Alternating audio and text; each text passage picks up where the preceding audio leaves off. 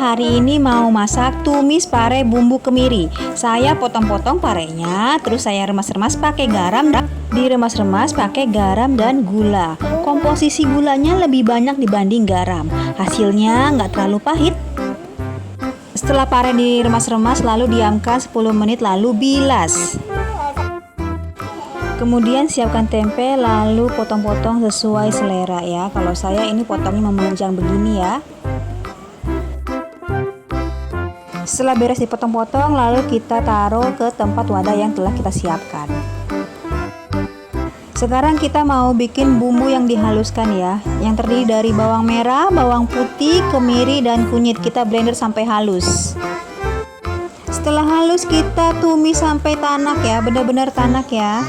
Kemudian setelah tanak kita masukkan tempe yang sudah kita potong-potong, lalu pare yang sudah dicuci. Kemudian oseng-oseng dibulak-balik dan jangan lupa dikasih garam dan gula dan penyedap.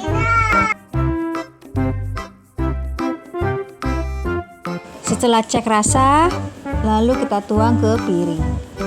Ini penampakannya, kunyitnya berasa, kemirinya berasa, dari bawangnya berasa, gurihnya dapet, manisnya dapet.